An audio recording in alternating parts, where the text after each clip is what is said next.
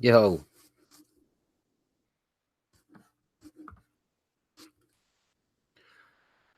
don't mind me. I'm a little slow getting started, but once we get started, we're good to go. I got to put a link up for Damon.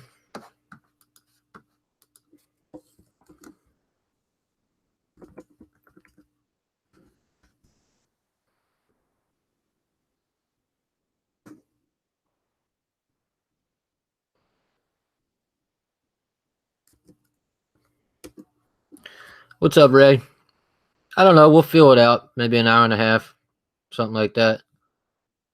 There you are.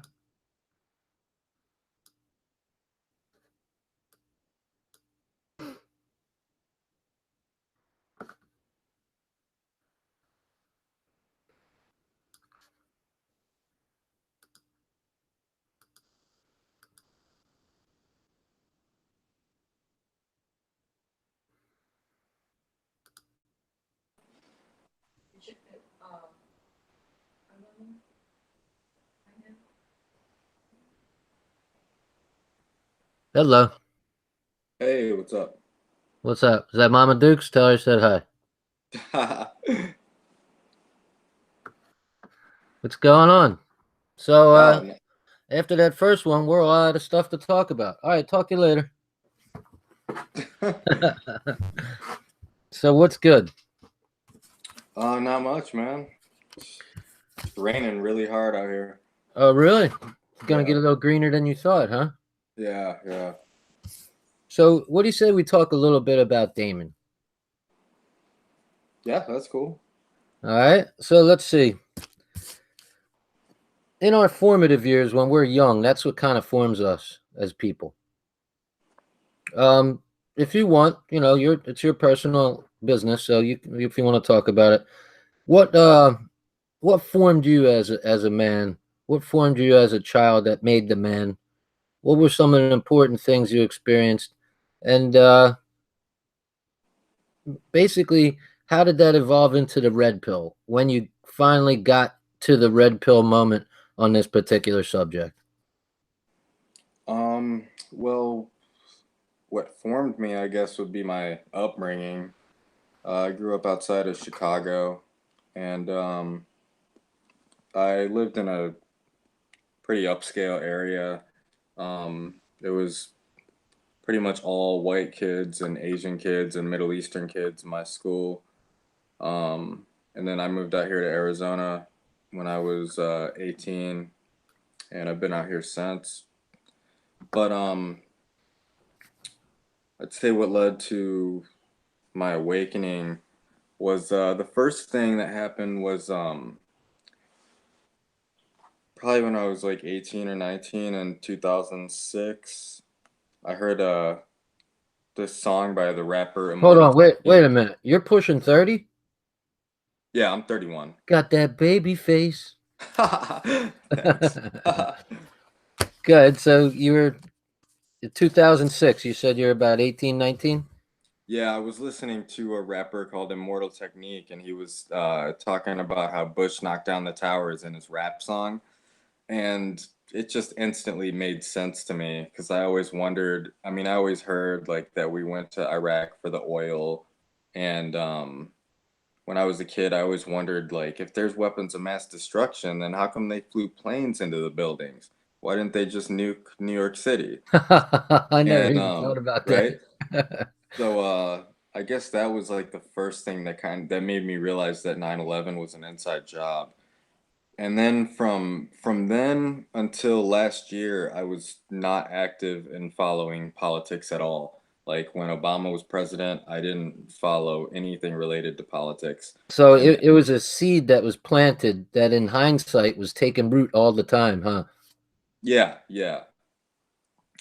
So about I'd say at the beginning of last year, I stumbled across an Alex Jones video, and I started watching Alex Jones, and I watched his earlier documentaries, like when he was legit, when he used to call out the left-right paradigm, and so I believed him. I believed everything I heard, and I kept watching Alex Jones, and I became a Trump supporter because he was a Trump supporter, And then I started noticing just different things in him, like how he was a Trump supporter when he used to say that the left-right thing was fake. Uh-huh. When he Yeah. interviewed Trump, he would say things on his show like, "Oh, when Trump becomes president, he's going to unleash secret technology that the globalists have been hiding from the masses." And he would say, "Oh, Trump's going to reveal all the secrets of 9/11 when he becomes president." And none of that happened. So I started to notice that Alex Jones was a liar. And I started to, I just typed into YouTube one day, Alex Jones exposed to see what would come up. And I came across a couple of good ones that exposed him. And one of them said that he was a Zionist shill. And I didn't know what Zionist was, but I knew it had something to do with Jews. And I watched it, and it made sense to me. And I started researching Zionism more. And this was at the end of last year, so a year ago. Um, and yeah, I came across the whole Israeli Palestinian thing, and I remember I asked my mom about it one day, and she shared with me the two books that I reviewed on my channel, The Israel Lobby and The Holocaust Industry, and I read those, and they just made Could a you lot say of those sense. titles again? The Israel Lobby and The Holocaust Industry. Norman Finkelstein was the latter. Is that right? Yeah, yeah, I never read. Let me write those down. The Holocaust industry. yeah. And what was the other? Oh, I'm sorry. The Israel Lobby and U.S. foreign policy. Israel Lobby. Who wrote that one?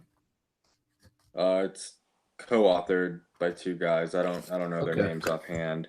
So that kind of stuck with you there. That kind of. Yeah, so that woke me up to the fact that Israel is controlling our government and so on and so forth. And by this time it was January of this year, and that's then February is when I found Johnny Gat, and then it woke me up about Trump and exposed all these So alternative media guys as shills, and then that's when I had a really good perspective of what's going on. Was wow. at the beginning of this year. So for the first 10 years, there was like a lot of nothing going on, but a little seed had been planted a long time ago, and then Yeah. events came together where you just started thinking about these things more. Alex Jones, and then a couple books got dropped on you. Boom, you started getting red pilled, and then bam, Johnny Gat hit you over the head with a bolo. Yeah, yeah. That's basically what happened. Yeah, pretty much. And then So you're part of the 1% then, what do you mean? the 0.0001% What do you mean? of people who read. Oh, yeah. It's Yeah. true. It's true. But even you, being a reader, read those two books, and that video had more of an impact on you. It's got music, it's dramatic. You see many events being put together, with jump cuts from pictures to video pieces and everything. And it tends to wallop people way more than a book will. Oh yeah, yeah. I mean, especially a guy like Johnny Gat, the way he puts the videos together and those montages and the whole all the clips from media, and they just all come together to prove a really strong point and make a really strong case. So, Yeah, it kind of overwhelms you. yeah, Yep. yeah. I remember it was just very profound what I saw on Johnny Gat's channel, very profound. And then that's when I just totally dropped the whole Trump thing, and I just made a complete 180 within those 2 months. So you could say that it wasn't really an epiphany, like an epiphanic. I guess you could say, is that a word? An epiphanic moment where everything just hit you all at once. It was a gradual buildup, and then that video, whatever. Which one was it? Do you remember? I'd say The Trump one? one of the Trump videos, yeah, Yeah. like who owns Donald Trump or Hmm. Trump and the mob, something like Yeah. that. Myself personally, I wasn't going to vote in the 2016 election cycle. But I'm watching his events and everything's crazy. I'm like, Donald Trump, are you serious? And I couldn't vote for the lefties because they're pretty much against white people. So I couldn't bring myself to do that. Right. And so I'm watching San Jose, where the Trump supporters, all these people wanted to do was get there to see Trump speak, and they're having their hats torn off, and they're getting beat up, and it's by Spanish and black overwhelmingly. And these people, this just brought all this shit back up that I experienced in my childhood from when I was a kid, which I'll get to. I think you might have heard my experiences going to the all black school, pretty much all black school. Yeah, I think briefly. Yeah. It brought all that stuff back up in me. And then I was like, you know what? This might be rigged. This might be bullshit, but I'm going to fucking vote anyway. And I ended up voting for Trump. Although I'm in New Jersey, so that's an automatic Democrat state. So it didn't matter because all the points went to Hillary Clinton anyway. You know what I'm talking Right. about? Right. Yeah. So, but you never know. States go from red to blue and all. And I know that the left right paradigm is a bunch of bullshit, but I was pissed, man. I was pissed that these white people got their asses kicked. And then it became like a fuck you, I'm going to vote for Trump anyway moment. And I voted for him, but then when I saw the Johnny Gat video, I was like, hmm. I was like, huh. And I started looking into things a little more and to see what his connections were. Trump's owned lock, stock, and barrel, it looks like. Yeah, well, I mean, he's definitely the most pro-Israel president we've ever had. He's probably the most compromised president we've ever had. I mean, definitely more so than Obama was. Boy, that's And saying a lot when we had so many other people compromised. That's saying a lot. The most yeah, compromised president because there's been dirt on just about every one of them.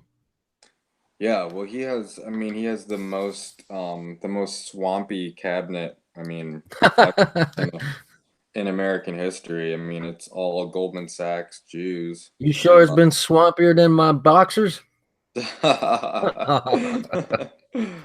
Swampier than two eel schmeal's boxers. You heard it right here. right. Yeah, that's pretty swampy, brother. But I'll tell you So, what. I mean, that's probably your story is probably pretty typical, would you say, of most people your age group? Do you have other people you talk to about this stuff who are on no. your side, or you just isolated, like you don't you feel like you can even broach the subject? Yeah, no, other than my mom, that's about it. I mean, nobody that I hang out with is really that much into politics and what's going on. So, pretty much the only way I'm able to like use an outlet for what I know is through YouTube, through you guys. Well, that's cool that you have that with your mother because I miss that with mine. My mom is a straight boomer, and you want to talk about boomer tech. There's just no talking to her. It just even if you bring things up and make points to her, she's not. It doesn't click. So value that definitely. You're lucky that you've got at least that connection with your mother because a lot of mother son relationships are distant. In my experiences. Yeah, no, we're good. Yeah, we've always been good. So, Cool. yeah. So let's see. I've jotted a couple things down. More people need to make content. Is that true or false? Hit one Uh, if it's true. Hit two if it's false. yeah, I definitely say it's true. I mean, actually, you have a lot of the GDL that's making content. I mean, a good amount of them. Pretty much all the mods are True. making content, and a lot of other people are making content. And you don't have to show your face to make content, you know? Correct. You can Correct. mirror videos, you can do so many other things. You don't have to expose, your face and let the whole world know what you're about. There's definitely more subtle ways to go about doing it. So that being said, I mean, I think everybody in the GDL should make content. I mean, it's definitely really important. Really important. It's very important. I'm just trying to put your level up so you're not being talked over. Um, I have an idea, honestly, on the content thing. how could we incentivize people to make content? Well, first thing I would suggest is if you intend to make content, you too, make a Patreon account. And I will immediately contribute at least $5 a month just to get it started, you know? And if you're a creator, you're making content, then people should be contributing to your Patreon. That's it. And you would it's cheap too. I mean, what the fuck are you gonna get with $5 a month? So it Right. incentivizes though. And if you have, you know, 50 people giving you $5 a month, that's a little something now. It's nothing to the person giving $5. It's easy. But to someone getting the $5 multiple times, it's a big deal. It could help you, it could incentivize you.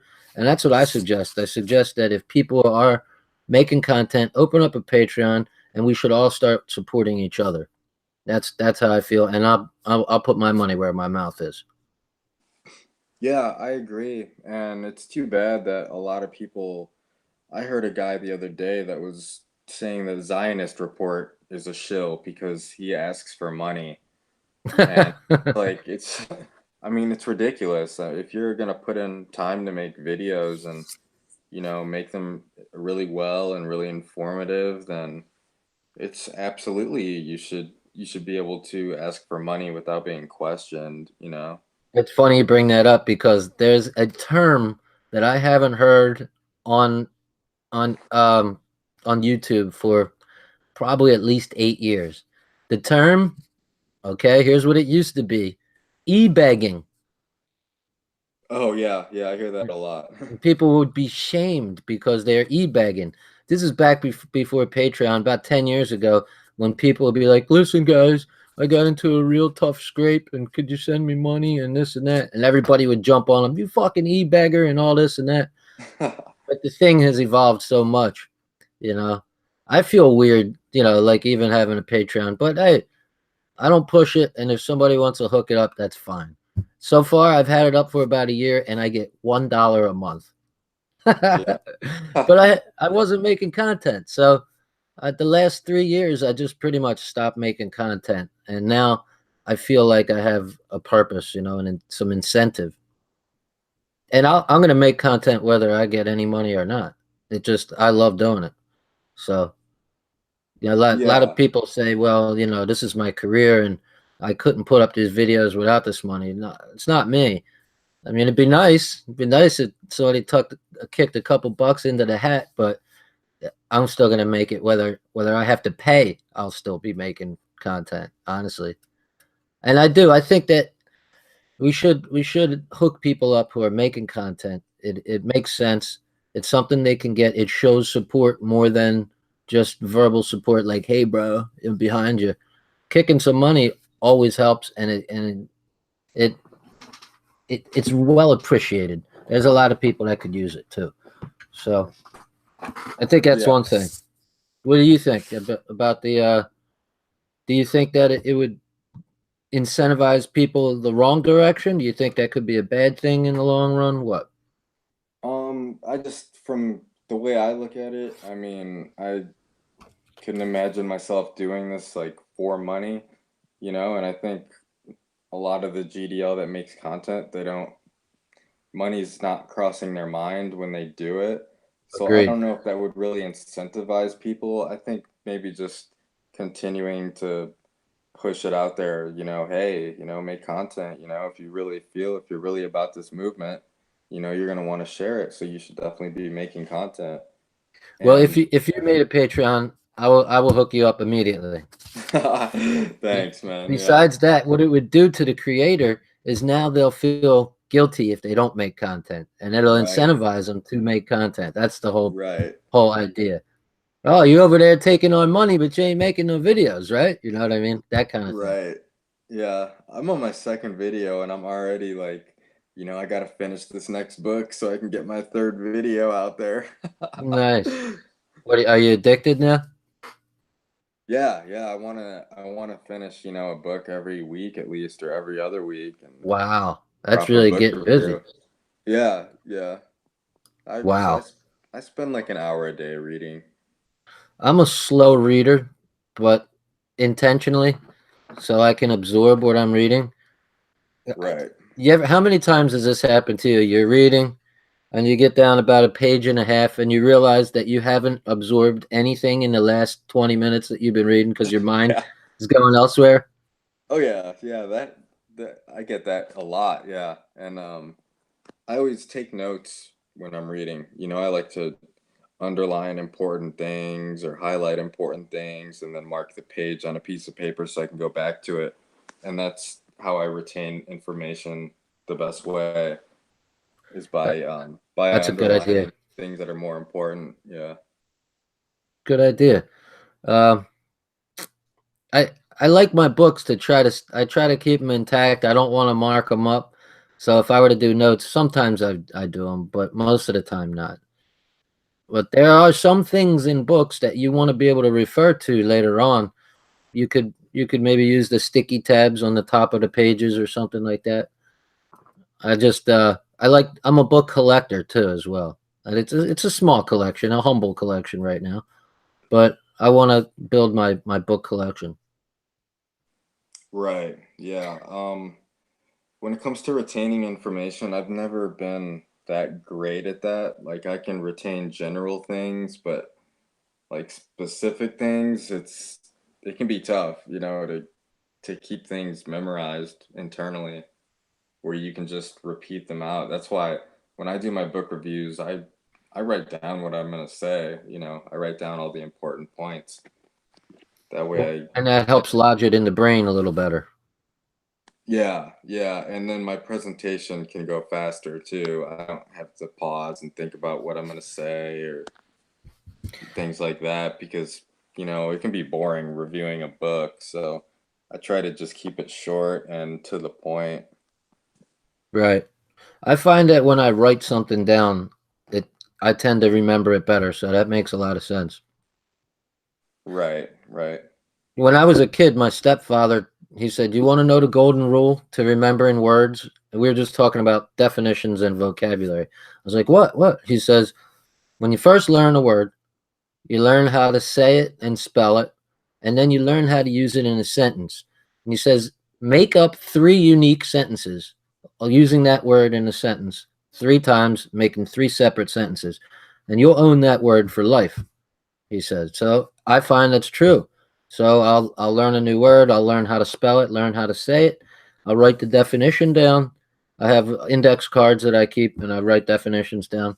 Although I've been slacking lately, I admit it. And then I'll try to make up three unique sentences. You don't have to write them down or anything, but there's something magical about using the word correctly in a sentence three times that tends to lodge it in my brain. Right. Yeah, I've always been impressed with people that have really big vocabularies. Yeah. Well, if you learn a new word and you've never applied it in a sentence, then it's kind of really difficult to use. And if you learn 10 new words, you'll be lucky to incorporate three or four of them into your language in the future. So that's fine. It's normal. Right. Yeah, yeah. Agreed. I took that same theory on learning words with names and faces because a lot of us are good at remembering faces, a lot of us are good at names, but it's really hard to put the names and faces together when you meet new people. And so I try to use that same technique. If I meet somebody, oh, your name is Harry. Hey, nice to meet you, Harry. That's one, right? So a couple sentences go by and you say, "So Harry, tell me about ba ba ba." That's two.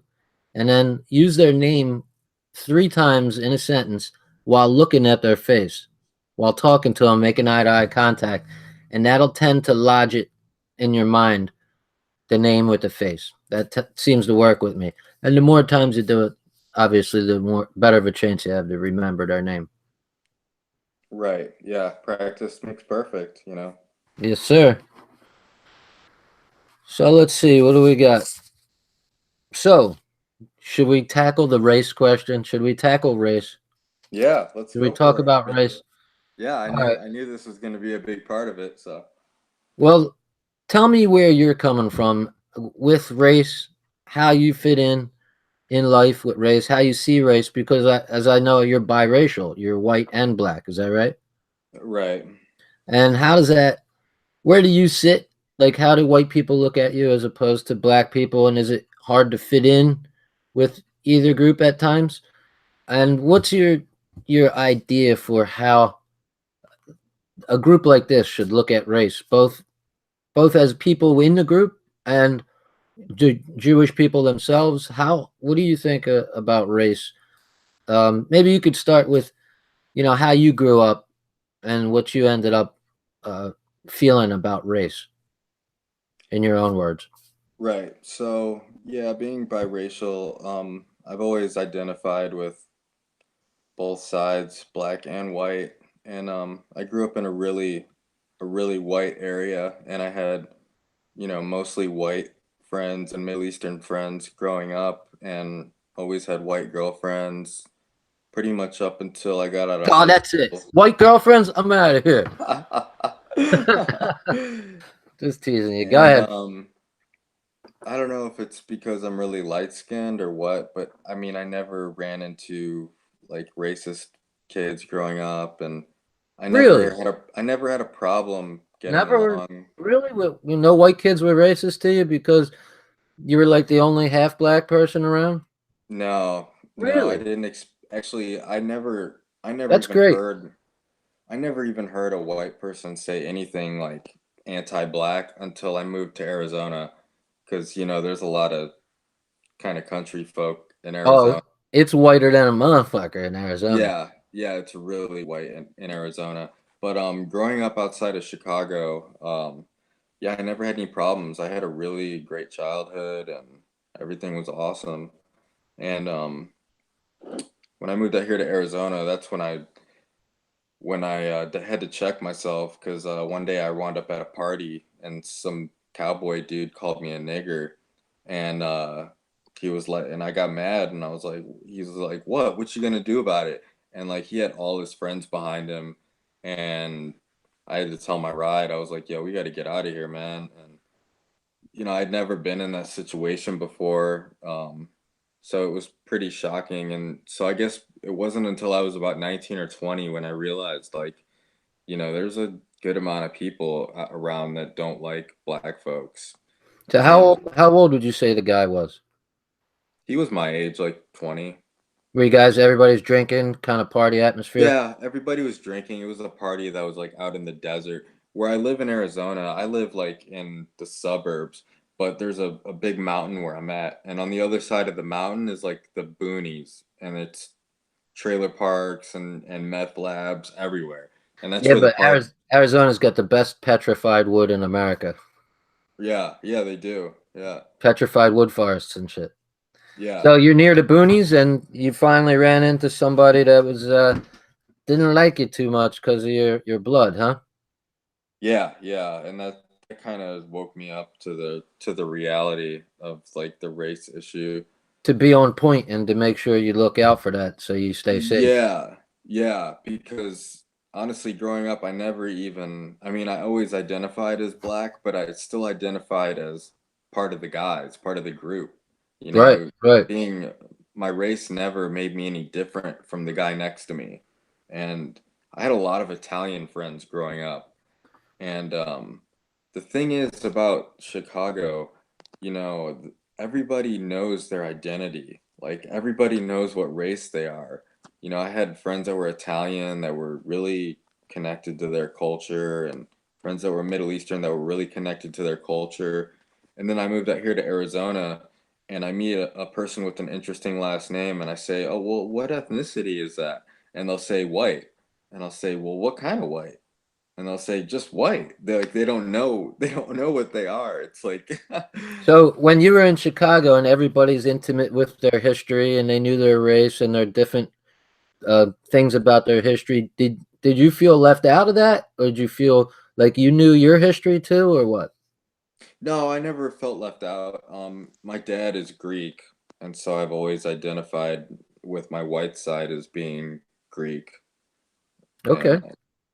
yeah, like my grandparents, they always made Greek food and stuff like that. So, I would had some ties to Greek culture. You got one So, of those long ass 14 and a half syllable long last names, Papadopoulos. Right. Yeah, my last name is Well, Vasilou. you don't have to if you don't want to, but Yeah, that's it's cool. my last name is Vasilou. Okay, Yeah. So cool. yeah, I guess when I moved out to Arizona, I guess that's when I had like kind of a wake up call. And then I remember the day Obama got elected in 2008, the first term. I was with my friend who was black, and we were driving back from the barber shop, and I remember one guy rolled down his window at a red light and just started yelling at us. And our windows were up, so we didn't hear what he was saying, but he was like yelling and shaking his fist at us.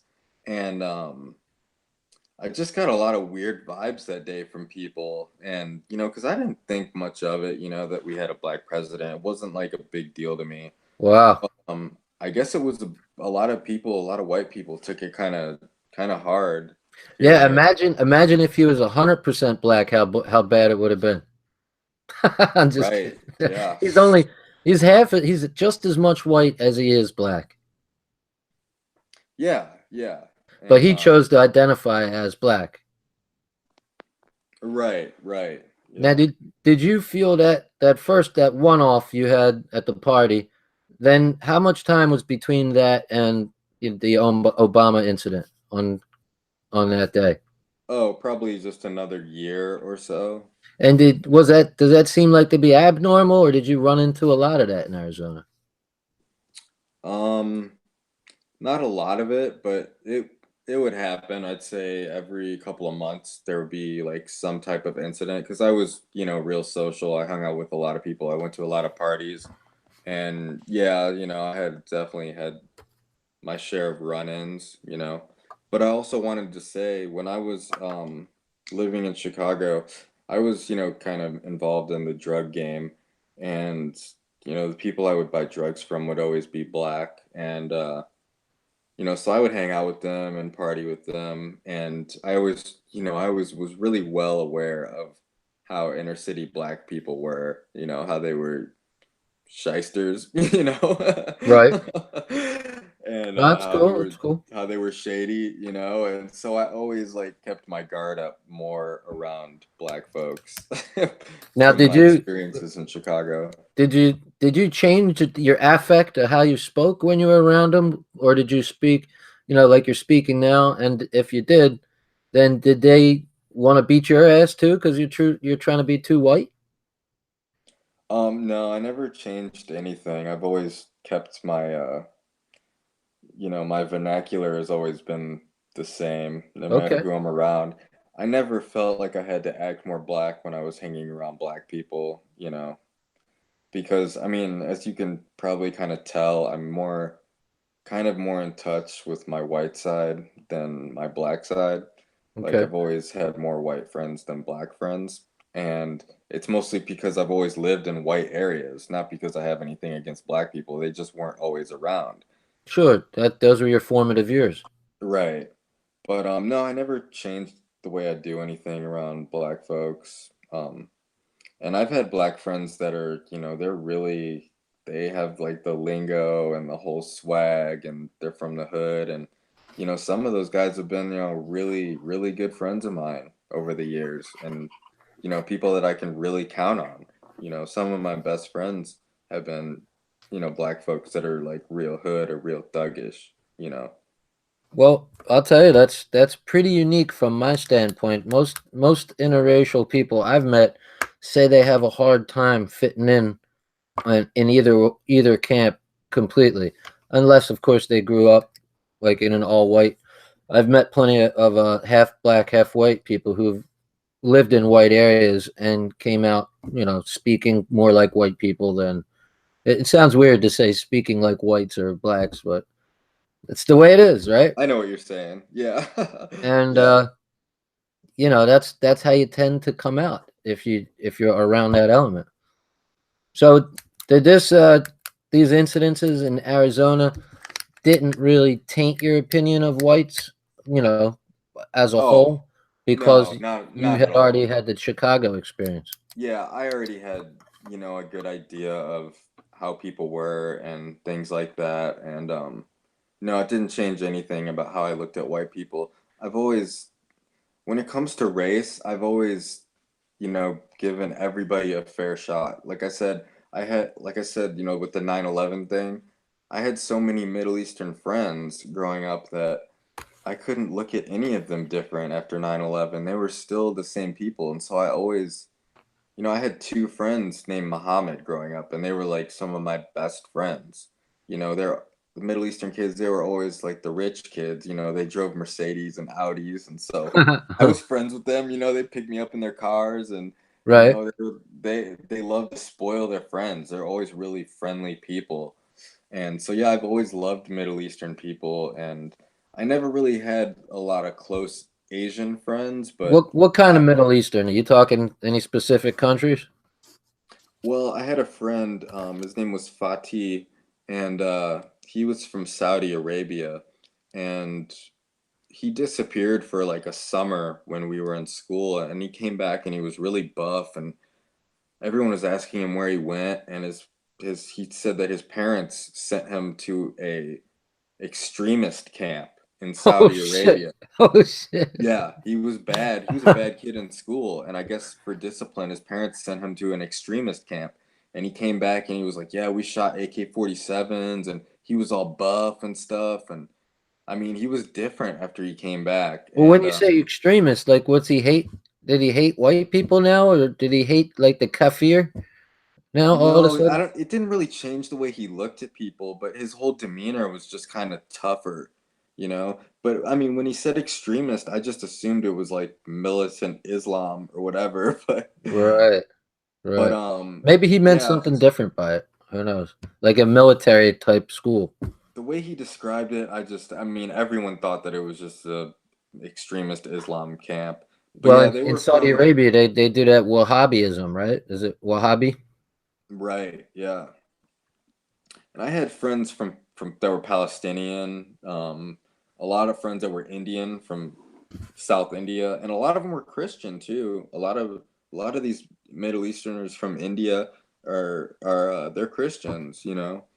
Right, So So right. yeah, I had a lot of different friends growing up. Out here in Arizona, there's hardly any Middle Eastern people. It's all whites and Mexicans in Tucson, Arizona. I think it's like 3% black.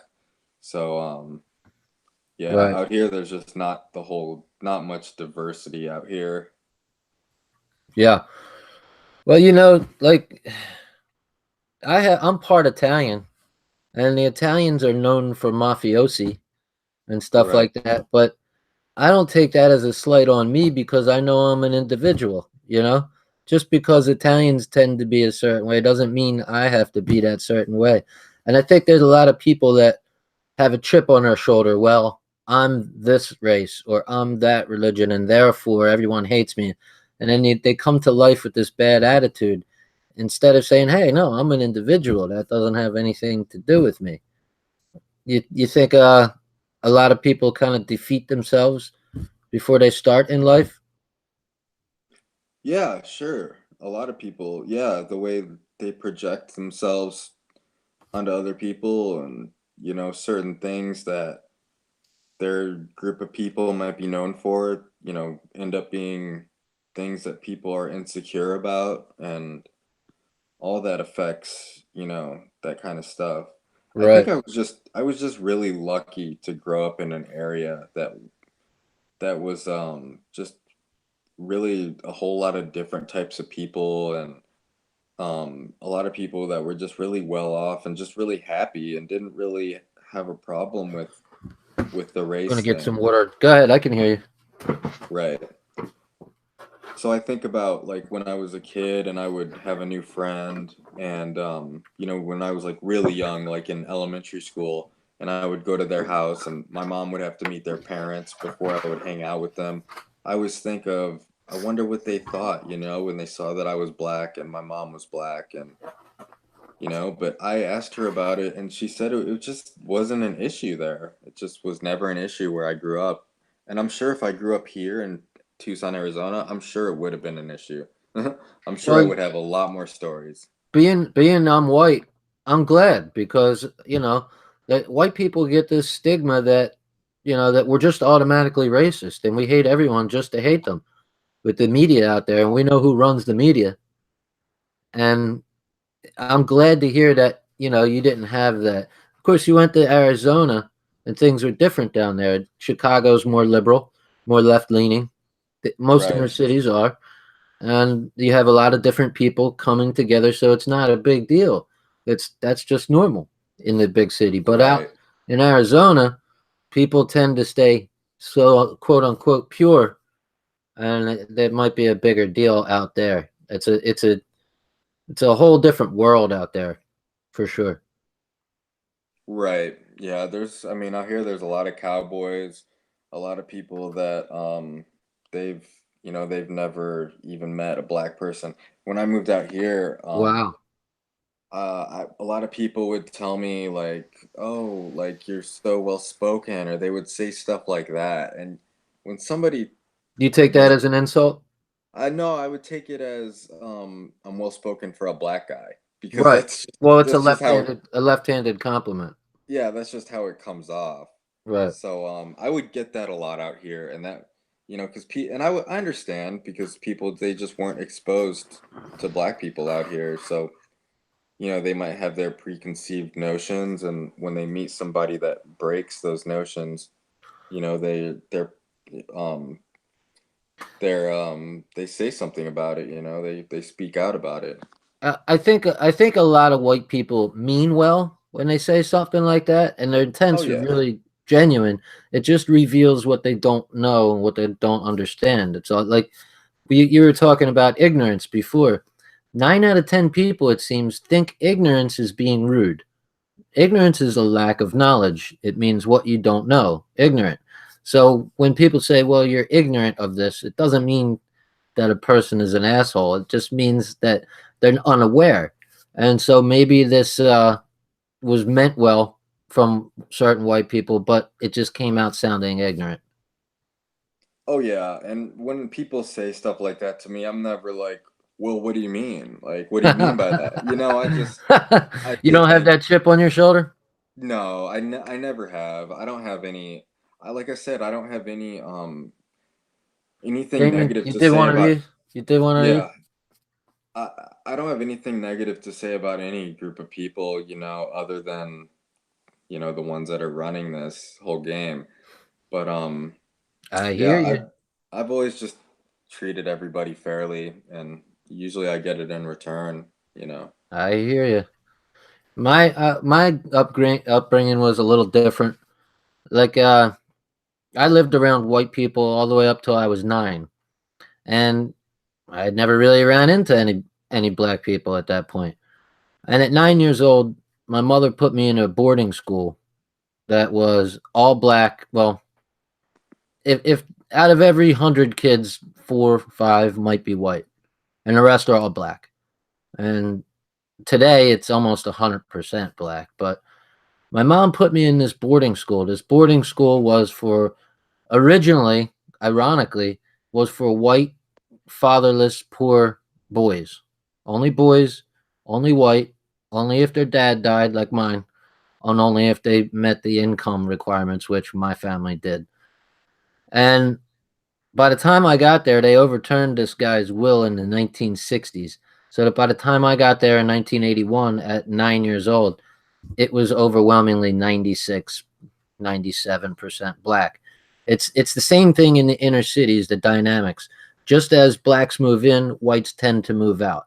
And then it becomes a runaway train where then it just quickly becomes all black almost overnight at a certain point.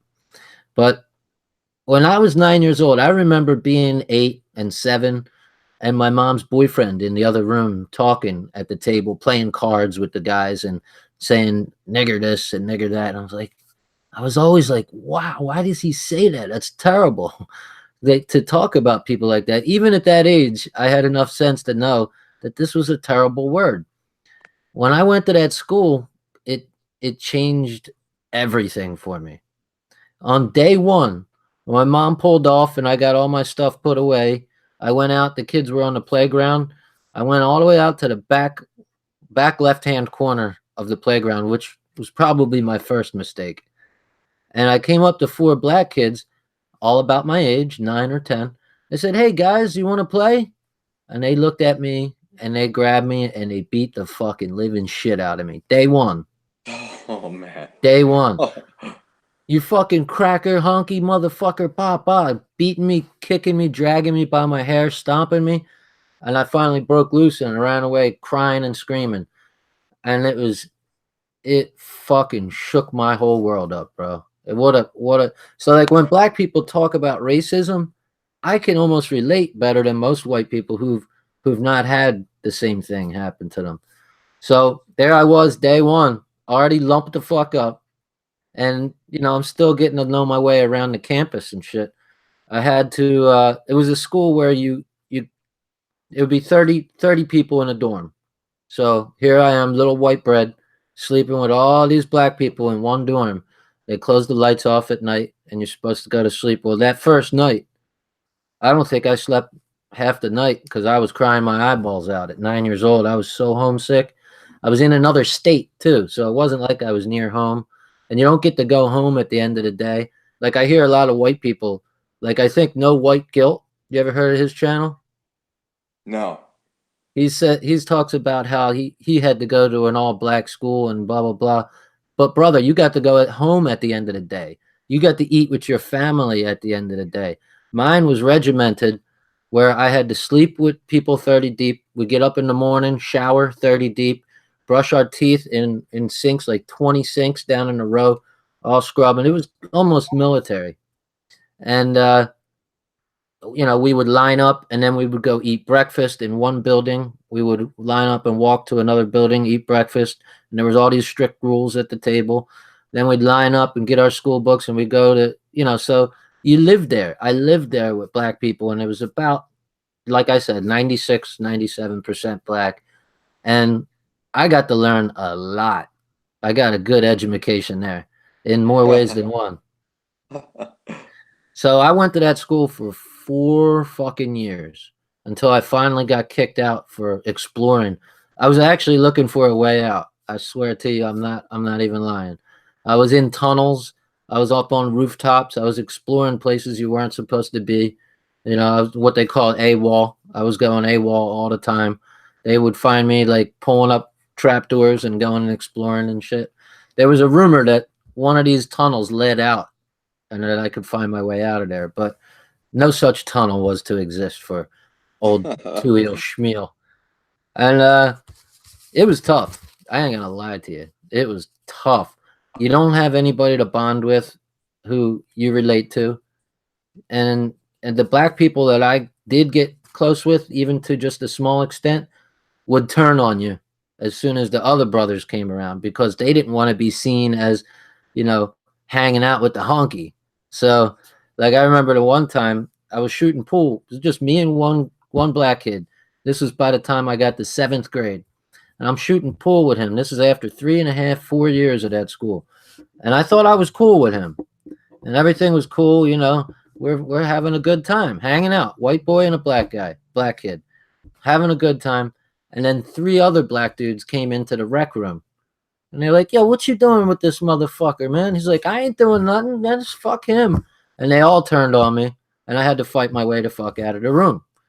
So these are the types of experiences I had with black people. Robbing from me, stealing from me, beating me up, lying to me, disrespecting me, making fun of me. And what the normal white reaction in that school was to try to conform. I noticed most of the white kids started trying to act more black. And I thought about it. I'm like, that doesn't make sense, right? Like, if this isn't you, you shouldn't act like something you're not because it's going to make you look more like a phony in their eyes anyway. And it was all conflicted. It was a really bad time. And so, needless to say, when I came out of that school at 13 years old, I had more hate in my heart than you can imagine, Damon. Like, I start to shake when I think about it. Like, if you gave me a secret weapon that could kill all black people, then I would use it without even thinking about it. Yeah. Yep. I had a good imagination and shit. So I used that same playground where I got my ass whooped. I would be playing by myself. And you know how when you're a kid, you're imagining you got a gun and you're shooting, pa, pa, pa, pa, pa, pa. I would imagine that this was a magic gun. This is how bad my hate was. And this was at 9 or 10 years old at the time. This was a magic gun that the bullets would travel all the way around Earth, never stopping. And they would be designed to kill just black people. This is how fucked up my thinking was. And I imagined myself shooting them all around in every direction so that they would just keep circling the earth forever, so that no white person would ever have to deal with a black person. And that Wow. no race would ever have to deal with a black person. And that's how much hate I had. But looking back at it, having perspective now, I can understand it was because of what about my experience was, right? And like, there's a lot of white people who hate black people, and they've never lived around them. I'm thinking, what's your reason? Why do you hate black people? So a lot of them don't have a good reason. But I carried this hate with me, Damon, for years, years and years, and it started making me like, I don't know. Hate does something to you inside. It tears you up. Like, you just don't feel right. Like, there's always this anger. Like, something is unresolved. Like, that. I started realizing that the anger was hurting me more than it would hurt anybody who I hated, so called, quote unquote. And I had to deal with it. And I started dealing with it maybe 15 years ago. I started really thinking about it more and trying to understand, hey, those kids were in a situation, they did what they did because, of their upbringing, and this country's got a fucked up race problem. And, I just have to understand I was in a situation and all that. And then when I found Stoicism about 5 years ago, that really helped me to try to deal with my anger issues. And I realized that that's no way to resolve anything. It doesn't help me. It doesn't help the situation. Doesn't help anything. And you'll probably die 10 years sooner carrying that kind of fucking baggage around. But yeah, I had some serious issues. Then here we go. The next, I feel like I was dealing with it about 5 years ago, and all this new racism shit starts coming up everywhere I look. White people are bad, and we're racist, and we're this, and we're that. And I'm like, no, not again. I just dealt with this shit, and now it's being drugged back up into my face. I look at the stats. I you ever heard of Colin Flaherty? No. Colin Flaherty used to run a bunch of YouTube channels that all got shut down, and all he did was report on black on white crime, and it's rampant. It's everywhere you look. White people getting beat up, the knockout game, white people being killed, white people being murdered and set on fire. I look at South Africa and all the retribution there and all this shit, and it's just dragging me, trying to drag me back in to my old ways of hating again. And I'll tell you, it's a constant battle with me. It really is tough. But because my formative years, I had such abuse.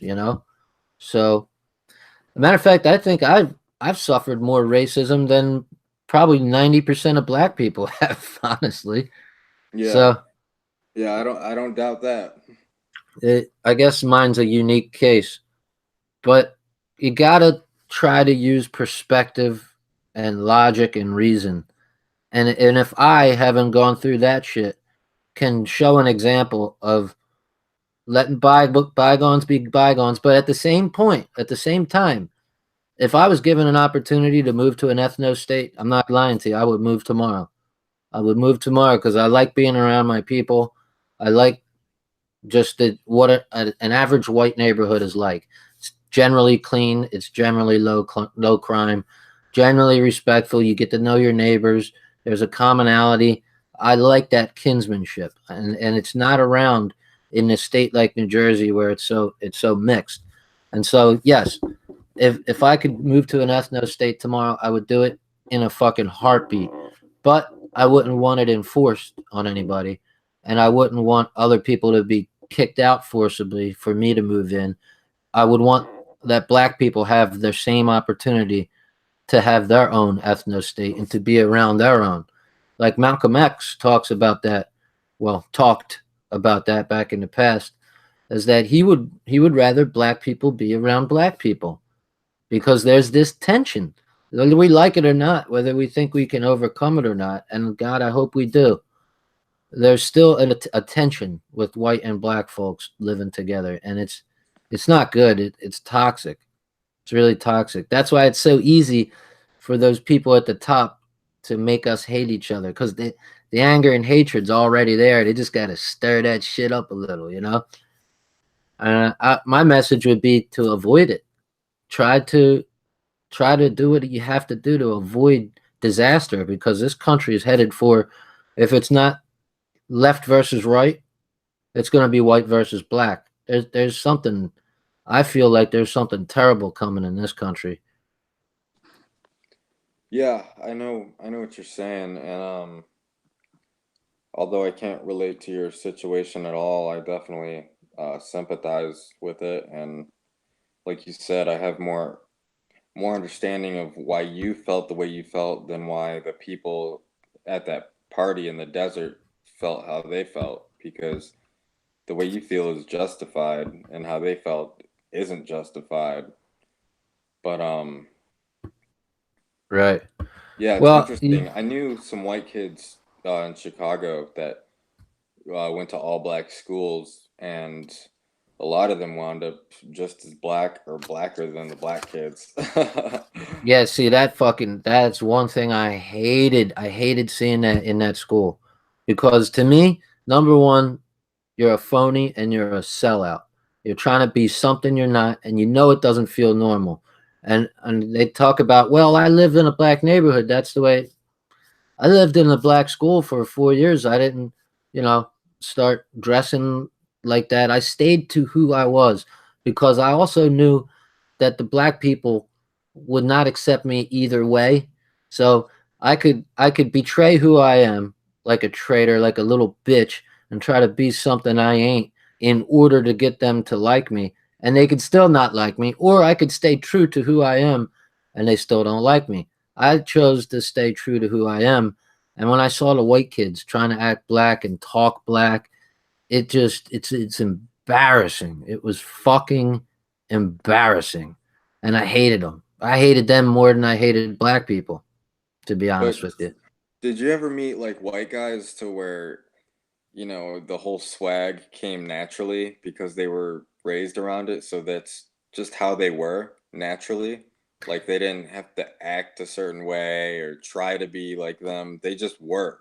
Right, right. I understand that too, but I was a white kid coming from a white neighborhood, going to the black environment. But I guess you're right. If you're born in that and that's all you know, then that's what you become.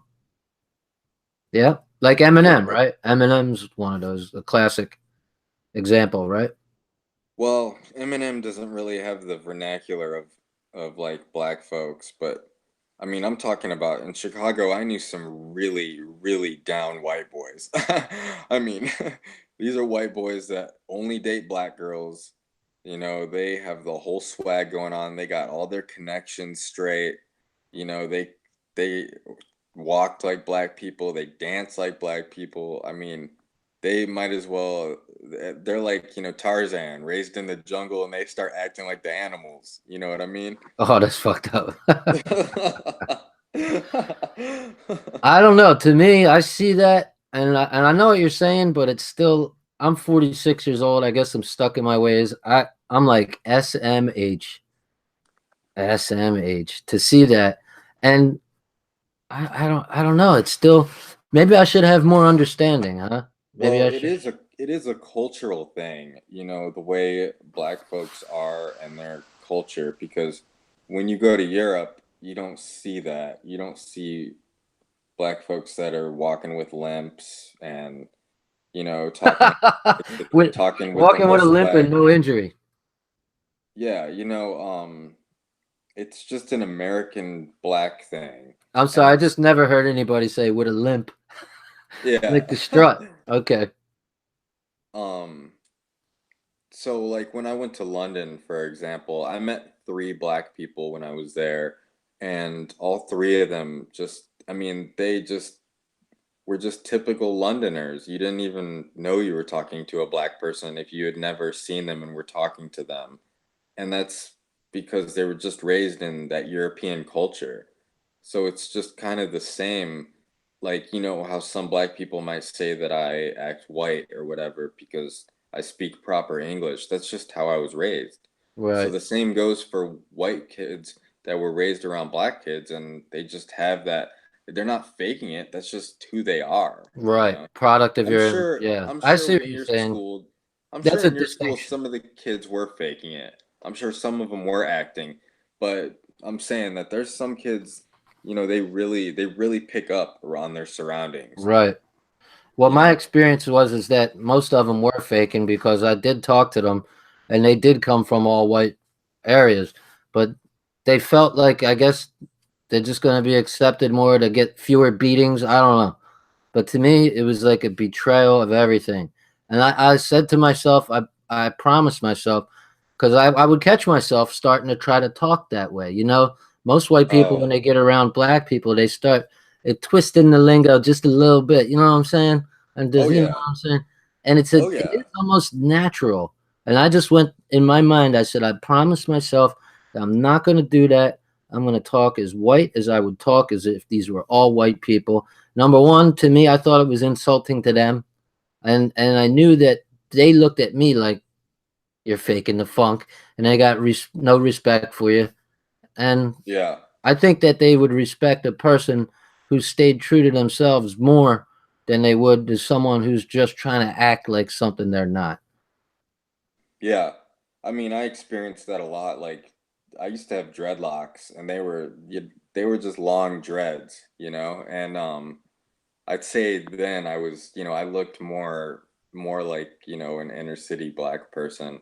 And white people would come up to me and they would talk to me in ways that were you could just tell like they were trying to act a certain way around me.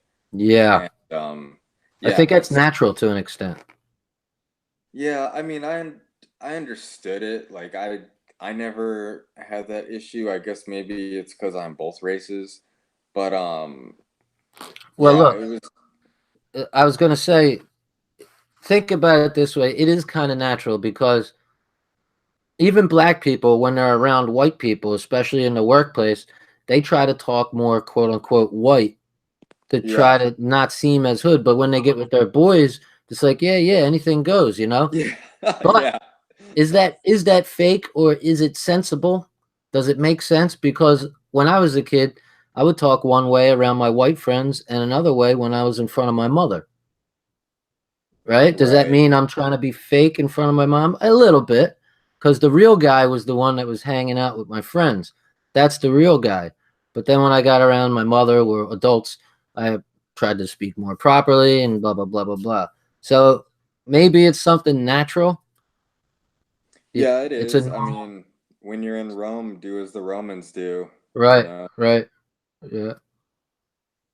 So, yeah, I understand that people they just naturally kind of uh, evolve their mannerisms to adapt to their surroundings. Yeah. That's why I like, my background, I'm not like inexperienced on the race question. And I'll get certain people on these other all white rooms where they're getting pissed off at me because they associate me with GDL and they associate GDL with a bunch of wiggers and oh, you work with black people and blah blah blah. And I'm thinking I have more experience with black people than probably any of these white people on all these pro white channels. And they're calling me a wigger. You have no fucking idea. You know what I mean? It just cracks me up. They have no idea what I've been through. Yeah. I mean, I've heard people say that GDL is a bunch of liberals. I know. I've heard Yeah, everything. yeah, they say GDL, oh, they're a bunch of leftists, like, I and then I I've think heard them say, yeah, they're a bunch of wiggers and GDL's for wiggers, and yeah, I've correct heard me if all I'm that wrong. stuff. Right. Like I've heard everything that runs the gamut too. Like correct me if I'm wrong. If there are 200 people in the GDL, about 198 of them are white. Yeah, yeah, absolutely, yeah, Right. and a lot of it's, you know, handsome truth, and you know, he's got a certain style, and it's not a normal style that you see in America. I mean, he dresses, you know, more like like a hip LA type of person. You know, like Right, if you met him, you know, you wouldn't think he was like into the JQ. You might think, yeah, he's a liberal, or you know, he's probably got a lot of black friends or whatever. And right, they see that projection, and they just they just stereotype him, you know, they just stereotype him. Oh, he's a wigger, he's a leftist, because he right, doesn't conform to, you know, how these guys on the more like the white nationalist platforms, how they are. He doesn't conform to that, so therefore he's the opposite, you right. know. And that's a big problem, because when you see people like in the left right paradigm, you know, you see Trump supporters, and then if one person criticizes Trump, oh, they're a leftist communist, Oh, you I know. hate it. But you I don't hate know it. that they could be a lot of conservatives criticize Trump too. You know, Sure. it's that whole polarized thing where it's like you're either on one extreme I or the hate it. other extreme. I fucking hate it. I You hate can't it. be I in the hate it. middle. So it's like if you're not down with us, then you're a leftist liberal wigger. You Right, know, it's like right, right. just like the Trump supporters will say, you know, if you're dissing Trump, you know, you're a communist Hillary supporter. You know, it's not What I'm learning to do is judge a man more based on what he thinks rather than the outside shell. R- More on their actions and what they think than, you know, the whole thing that you see. And it's hard to do it, and maybe it's easier to do now because of age. You know, it helps me to be more chill and to be more cerebral about things instead of emotional all the time, letting my emotions run me, you know? right. Yeah, I agree. It's really important that people, you know, do that, and they give somebody the benefit of the doubt before they just start rushing to judgments. Give me 2 seconds. I got to turn this air on. It's getting Okay. swampy as my boxers in here.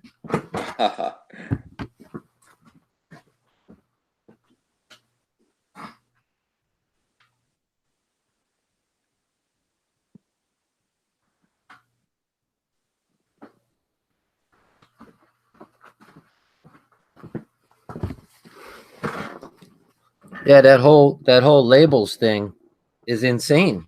What you said about the polarization, you're either with us or you're with the terrorists. It's pretty much the way it is, right? Right. Yeah.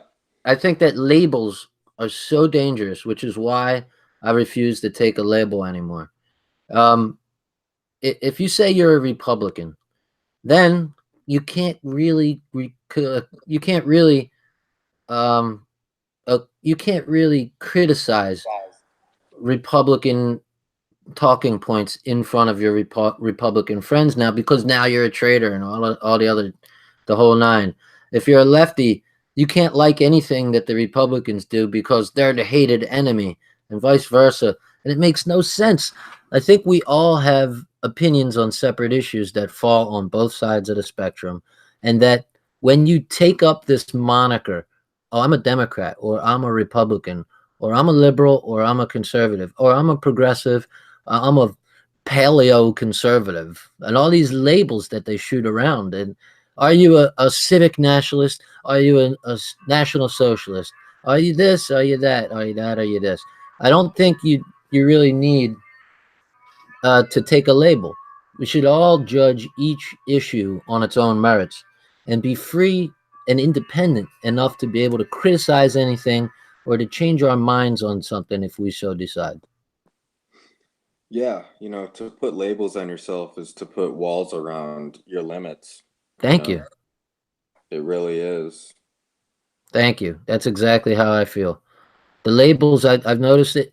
Not only does the person tend to want to label him or herself so you can have this identity and fit in with this group, but others can't wait to label you. I've noticed too. Since I've been getting rid of eschewing labels, people try to keep lumping me in one category or another. They'll say, "Well, do you believe this, that, or the other?" And I'm like, yes, no, yes. And then they're like, well, so you're a this. No, no, I'm independent. I'm independent minded. Well, do you believe this? Well, you said you're this, so that means you're that. And they just keep trying to pin you down into something to put you in a little box so they can close the lid, stigmatize you, put you on a shelf and think they know everything about you. Right. Where we all Um, have so many different opinions on so many different subjects. right, right.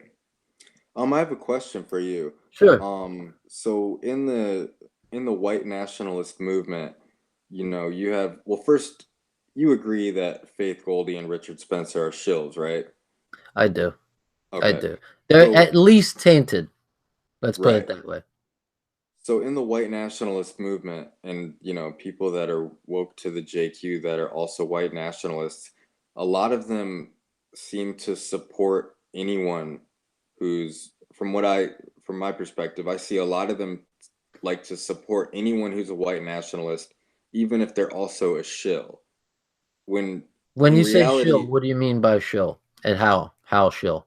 if Shill you're for a Israel? Zionist, if you're a Zionist shill, I could like explain that, I think. And I think Richard Spencer, he almost got me to go along with this idea. He said, well, look, if you really want an ethno state as a white man, then who else made the better model for an ethno state than Israel, right? How much of a hypocrite would I be to say that Israel can't have an ethno state, but we can? And so they try to say, because Israel's an ethno state, then we should go along with Israel and say, you know what? They have a right to be an ethno state. Now we want our right to have an ethno state too. That's that's the basic idea, I think. And most of the white nationalists tend to be conservative, and most conservatives support Israel. okay. Um, I guess what I'm trying to say is, do you think that a lot of white nationalists that how can I say this? That they're blind, they're so taken by the fact that a mainstream person shares their belief that they're willing to ignore the fact that they're also a shill, because you can't cover for Zionists. Like Richard Spencer denies the Holodomor. Like Faith Goldie, she's worse. You know, she hangs out with the JDF, and she was in Israel I see saying what you mean. that she wants a one state solution. I mean, people like Southern Dingo, for example, they're willing to look over that and ignore all that obvious shilling because they're so taken by the fact that somebody supports their cause who's running for office. Well, I can't speak for Dingo. I don't think any man on this earth can speak for Dingo. Uh, I'm just using him as an example. I Do you think understand. do you I'll think tell that you a where lot I'm of them going. are in denial? I think what it is white people are so desperate for anyone that says they support the white cause that they are willing to overlook a lot. Which is weird because Dingo specifically, I was on the Dino Goy Talk show a couple months ago when I first came on the scene, and he let me on the show, and I'm talking with this guy. It's about Colin Flaherty. And for you to understand this, you should know who Colin Flaherty was. Colin Flaherty was a journalist who worked in San Jose and somewhere else in California, I believe, and on the East Coast as well. What Colin Flaherty did before he started reporting on black crime, before he did anything like that, he got a black man wrongfully accused by a white woman of rape out of prison. He he was they somebody called him and contacted him and said, "Look, my friend is in prison. He's wrongfully accused. This woman has lied about someone else before. Can we take a look at this?" So he did some investigations and he found out indeed this black guy was in prison on a false rape charge. Which, by the way, I think if you get a man arrested for rape and it's find out that you are lying, you should have to do the same penalty he would have done in prison. She should go to fucking prison for rape just like he would have done if he'd have stayed there. But here was this guy, Colin Flaherty, gets a black man out of prison, and everybody loved Colin Flaherty. All the liberals loved him. They put him on the pedestal and carried him around all over, figuratively. And he was the superstar. Then, when he started reporting on black crime and started talking about the truth out there with that 50% of all murders every year are by black men between the ages of 13 and 40, which is about 4% of our population. 4% of our population commits over half the murders. Talking about rape, how 30 to 35,000 white men are sexually assaulted or raped by women. Black or white women are assaulted or sexually abused by black men. That you can hardly find any in the other direction, a white man raping a black woman. It's extremely, exceedingly rare. Apparently, it's a unicorn. That the home invasions, that the beatdowns on the street, all the robbery and all this shit, overwhelmingly is a black thing. And he started reporting this, which gets no national coverage. And so now he became hated by the liberals. The liberals hated him. And so when I was talking to Dingo on this program on Dino's show, I was like, well, so you like Colin Flaherty, right? Sure. Surely a white nationalist has to love Colin Flaherty and what he's done. He says no, because he's not calling out the Jewish question. And he won't say anything about Jews. And that he said he emailed him and that he came back and called me a Nazi. I said, well, what did you email him? Well, his email contained N bomb after N bomb after N bomb. And Colin Flaherty has a strict rule on his channel. He will ban you immediately if you so much as use a curse word. This is how serious he is about.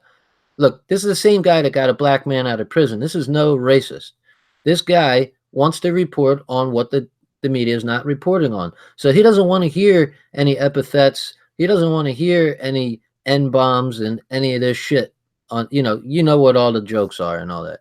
Doesn't want to hear it. And so here goes Dingo, sends him an email with N bomb this, N bomb that, and he wonders why Colin Flaherty comes back and says it didn't say anything, just banned him and won't talk to him. But at the same time, he'll accept Goldie, right? Who is pro-Israel, openly pro-Israel, and he's all right with that. I don't. There doesn't seem to be any rhyme or reason to these guys. I think he's trying to. I don't like to be the guy that say this guy's a shill and that one's a fucking controlled opposition. But this guy, if there ever was a person that seems intent on dividing people, it's him, in my opinion. Right. That's a that's an interesting example of Colin Flaherty and how he looks at him versus how he looks at Faith Goldie. Because Right. I've seen him defend Faith Goldie. I mean, with It's not. every last It's not breath. intellectually consistent. Yeah, he's intellectually dishonest, you know. Yep. So I don't And know. There's when you're into the realm we're in, you're gonna run into some phonies. You're gonna run into some people who aren't stable. Maybe he's not a phony. Maybe he's just a little wacko. I don't know. It's not for me to know. I don't care, and I don't want to spend a lot of time talking about other people. I want to continue to make content. I want to read these books because I'm loving doing these narrations. I get to read a book, and it gets to stick in my memory better because I comment on it. I'm looking up words, and I actually have people watching me. I would have never thought people would watch me read a book, but the content is so interesting, and I think that's what keeps people there. So my response to infiltrators and dividers and controlled opposition would be for more people to make content and stop looking to the side and behind us, but to continue to move forward no matter what. The whole world could be a shill for all I care. I'm going to continue to make content and learn and spread information. And I think that's the answer, is to not waste a lot of energy and time. Okay, uncover them, point it out to people. This person may be compromised, and then move on and not spend a whole lot of time on witch hunts and shit like that. right.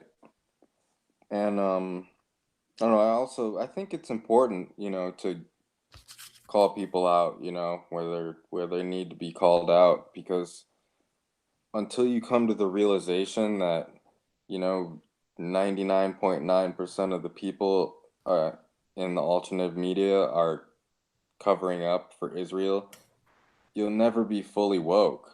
you know? Yeah, Like we that. might have a better time pointing out who's for real as opposed to who's a shill because it seems to be more of the latter.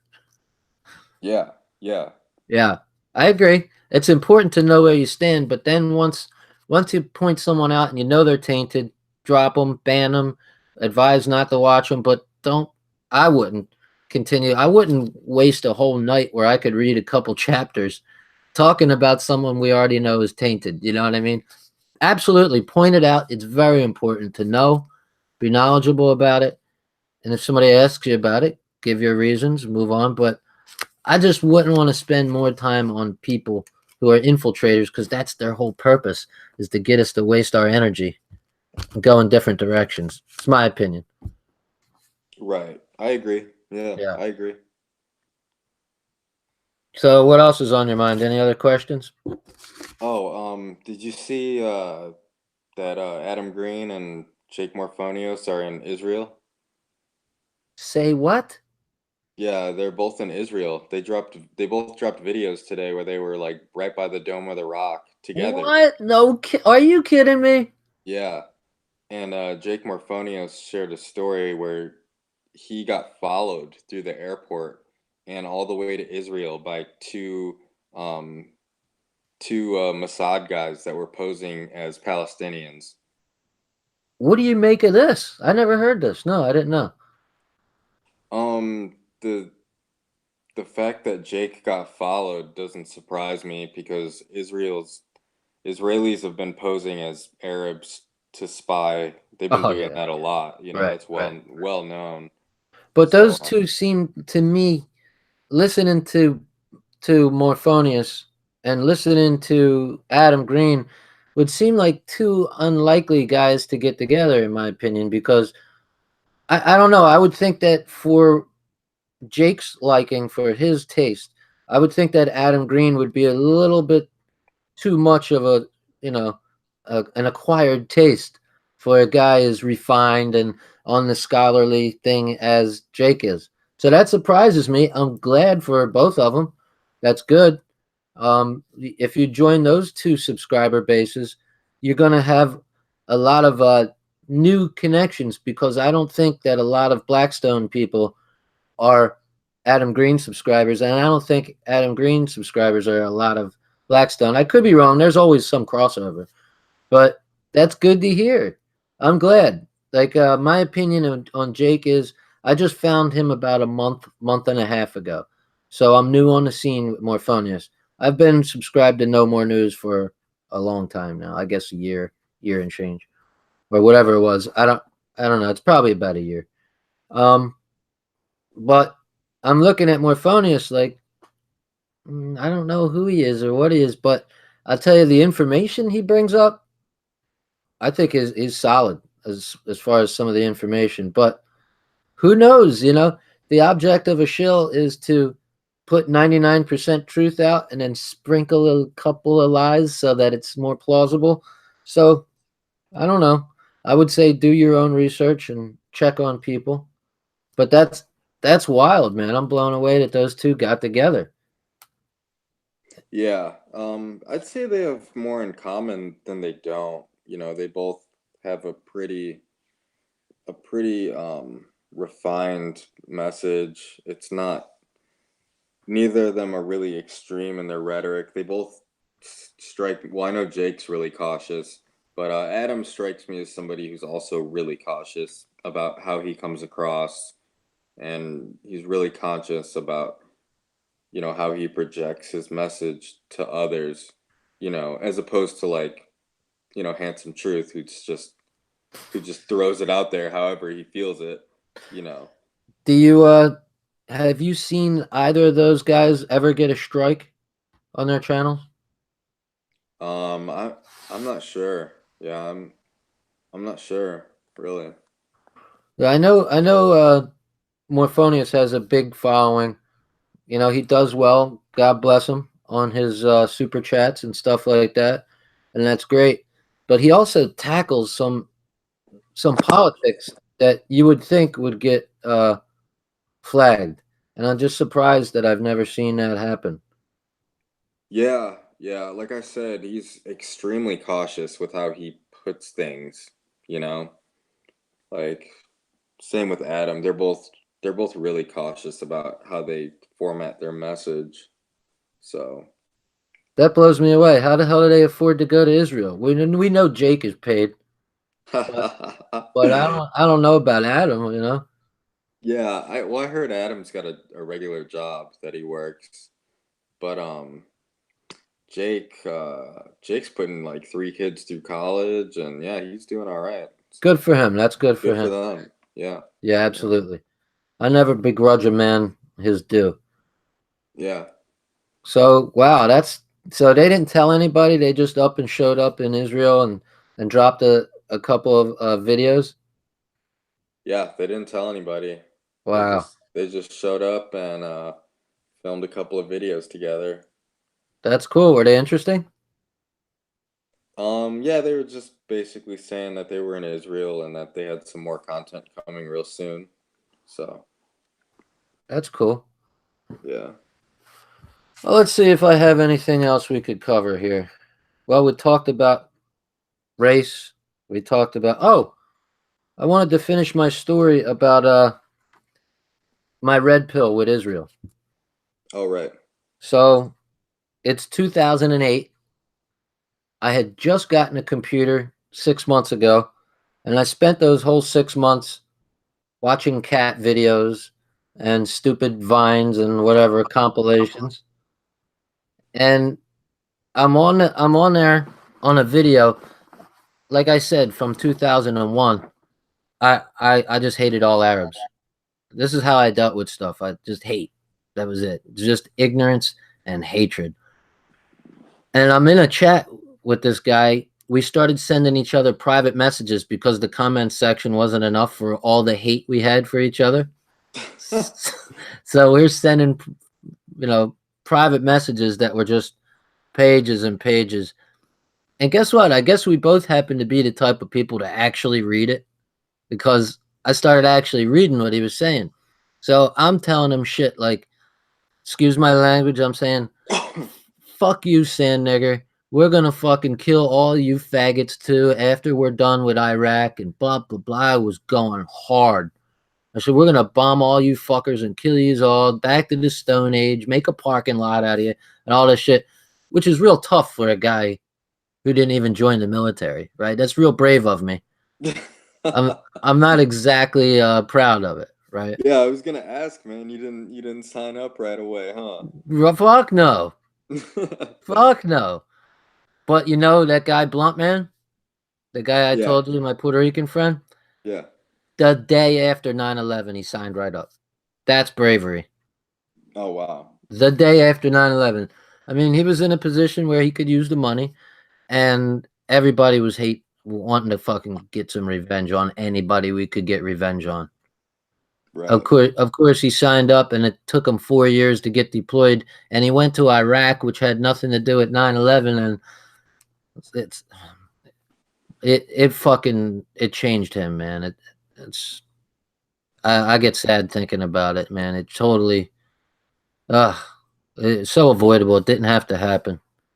But anyway, that's what bravery is. He signs right up, the next day. I was like, nah, I could find a job. I'm good. Yeah, yeah. So here I am. It's 2008. From the luxury of my own apartment, I'm telling him about how we're going to destroy because I had a mouse in my pocket, and and he just kept coming back with message after message, trying to kick facts to me, and I kept ignoring it and ignoring it. Well, finally, he came back with this long ass message, with all this detail in it. I'm like, all right, I'm gonna spend all night, and tomorrow I'll send him back my response, breaking down point by point how he's wrong on everything. And so I started Googling stuff. And that's when I went right down a rabbit hole. And he's telling me about Israel and how it was formed and what they did to the Arabs and how they slaughtered these people. And I was Mr. Right, Mr. Republican, that Israel's our greatest ally. I knew nothing about how it was formed. I knew nothing about any of the details, the Lavon affair, the USS Liberty. I knew nothing about anything except that Israel was the greatest and they were my friend. And so when I started point by point checking everything he said, it just started dismantling my thought process, one fact at a time. And I'm sitting there and I'm fucking feeling like shit, Damon. Because here I am talking all this shit. And I got to find out that he's right and I'm wrong. It fucked me up. I was pissed. Now I'm like, well, I could act like I never read his messages. I could act like I won the fight and then just totally ignore him from then on.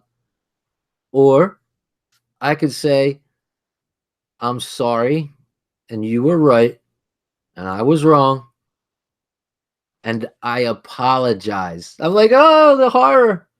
I have to admit I'm wrong, say he was right, and then apologize. And that's what I did. And I came back with a long, heartfelt message this time saying how bad I felt about some of the things I said and about how I'm getting choked up thinking about it, how I felt so bad. And he was a patriot for his country. He was in the Egyptian military and he was telling me about all this shit. And here's a guy who really was in the military. And I'm talking shit on behalf of my military, real brave. I felt bad. I just felt bad because I was trying to act like a tough guy. I was trying to act like I knew everything.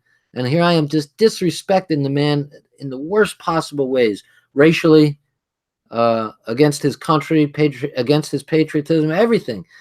And I'm like, well, he's not going to accept my apology, but at least I can feel better that I did apologize and I said I was wrong and I admitted he was right about all these things. And I mean, like, just about everything. And I didn't hear from him for a long time. And then he came back and he said he forgave me and that he accepted my apology and that it's okay. Don't worry about it, essentially. Like, he was still pissed, and I don't blame him. But man, did that change my life. It changed everything from it changes the way I approach information now, that I need to process it now before accepting it. That it's okay to say I'm wrong. It's okay to say I don't know. And in fact, it's what you should say if you don't know stuff. You should say I don't know. And it just changed my whole fucking world.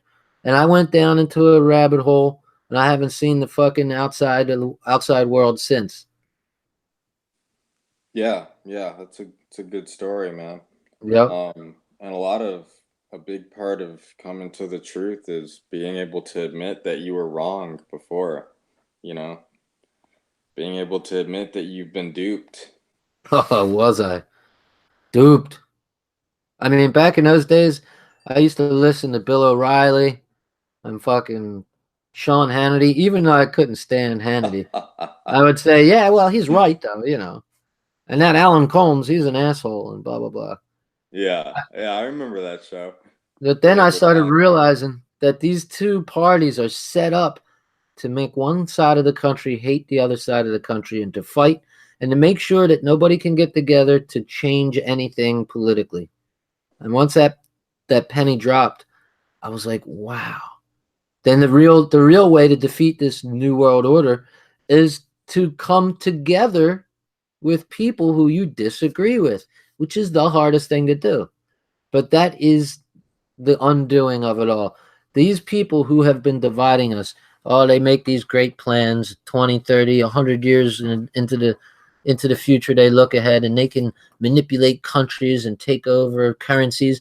But the one thing that they're not banking on, the one thing is that the Goyim come together with their enemy and realize and stop fighting with each other, Republican with Democrat, white and black, and gay and straight, and religious and non-religious, and man versus woman. And you look everywhere down the line, there's all division in this country. All division. And if we could somehow get a fraction of the people to come together and see that, that is where their defeat lay, in that fact that if the people ever got together, they'd be shitting themselves, these people in the hierarchy. They'd be shitting themselves if we ever woke to that level. If we ever awakened like that. It's naive. It sounds idealistic. But that's the way. If you want to defeat them, That's the way you got to do it. You have to extend an olive branch to your enemy. And sure, your enemy might say, fuck you, and smack the branch and then come attack you. But that's the risk you got to take, right? If you want a girl's love, you have to take that risk, right? She might say no. So what? That's the risk you got to take because nothing ventured, nothing gained. And so I think that if we could start coming together on these differences, then America stands a chance, which is why I like the idea of the GDL. It sounds appealing that we are open to all people, is what we're told, is that we'll take you if you're a white nationalist, if you're an Antifa, if you're black and you're a Black Panther, if you're a white KKK, which they're probably basically non-existent, you know? And oh, white nationalists, that's so bad. Oh, you're white and you love your country? Terrorist, you know? All these divisions, if we could bridge these gaps, then we stand a chance. We stand a chance. Then anything is possible. And that's the hardest route to go. And that's the only way, I think, that we'll defeat our overlords. Right. Yeah. A lot of it is just breaking all the conditioning, you know, lots of conditioning that we all go through. Oh, yeah. So And I'm the first white guy that has a dream, right? I have a dream, right? I have a dream that one day we can put aside this hate and fucking work together on a common goal. If I can do it, everybody can do it. Trust me on that. I know what was in my heart, and it was bad news. I know what's in my heart now, and I know what my intentions are, and I know they're pure and they're good, and that's why I don't care what anybody calls me. Like before, when I was racist, I would get mad if somebody called me a racist. I'm not fucking racist. Fuck you. But now I'm like, I don't give a fuck what you call me. I know what I am. I know what my intentions are. I know what my thoughts are. I know what's in my heart. Nobody can tell me any different. I don't give a fuck if they call me racist, if they call me this, if they call me anti-Semite, if they call me that. I don't care. I'm still fucking gonna do what I gotta do. So I have a dream, brother. right. Hey, I share that dream with you, man. I do. I hold out hope. Maybe it's only this much hope, but I hold out hope. Without Right. hope, what do you got? What do you have if you have no hope? Right. Yeah. And that's what the GDL brings is hope. Yes, sir. Well, anything else? That would be a perfect point to end on. But let's see. You want to talk about raids for a minute, or you want to call it a night? How do you feel? Yeah, we can talk about raids. Okay, I have an opinion on raids, and let me tell me what you think about this idea. All right, so raids have obviously changed. Right, it used to be going in to mostly people on the right who are supposedly closer to the JQ than people on the left, which I don't know if that's necessarily true because there are a lot of lefties who have antipathy towards Israel, but that was the goal. And we went in there and we were thumbing down videos and they were attacking uh, the the creators and saying things, Israel did 9/11 and stuff like that. It's since changed, and I see this change. I see something good happening where it's a different move. It's not all the negativity and all. My goal would be, I would call it a honey raid, right? So you all agree on one single message. Let's say you got a creator and you want to see this creator do a video on the USS Liberty, right? So everybody agrees that they're going to come into the chat, thumb the video up and say, now this is a positive thing. You're going to leave a positive impression on the person and say, look, we like what you're doing. We like your content that you're making. Please consider doing a video on the USS Liberty. But we add a little sweetness, a little honey, a $2 or a $5 super chat. So if we got 200 people comes into a guy's room and 200 people give him $200, guy's going to have $400 out of nowhere, and he's going to be asked a single question over and over. Would you please consider, out of all due respect, will you please consider doing a video on the USS Liberty? Not telling him what to think about it, not telling him how to make the video. Just please make a video on it, right? And so he could say no, fuck you. And then what have all of us as individuals lost? $2, $5, and a couple minutes out of our time. That's all we've lost. But what will he have lost? Right? He's in front of his whole audience. He's going to sit their whole audience. If he doesn't do that video now, he's going to look like an asshole, in my opinion, because all these people came in, said nice things, thumbed the video up, and now they're going to be like, yeah, well, let's see you make a video on USS Liberty. If nothing else, if he doesn't do it, he's going to look bad in front of his audience. But his audience members are going to Google USS Liberty, and they're going to learn about it. I think that those people would be more apt to learn about USS Liberty than if we came in thumbing it down and saying, you know, fuck you, 9/11 was an inside job. I'm not going to be too endeared with you back in my normie days. But I think with a little bit of honey could go a long way. I would do it. I would give a guy $5 fucking super chat. What's it off my back? $5 right? Imagine 200 people coming in with $5 each. Could you imagine? This guy's looking at close to $1,000. And why would he not do the video? Then you come back in and say, hey, great video. We'll give him another $5. What is $5? You can't get a fucking soda and a pack of bubble gum, right? And if you don't, you do $2 super chats. Some guys have figured out how to do $1 super chats, I think. Or is it 2 is the minimum? Oh, I'm not sure what the minimum is. What do you think about this idea? You get more flies with honey than you do with shit, it seems like, to me. And I think it should at least be tried on someone who has a big enough audience where it's worth it. What do you think?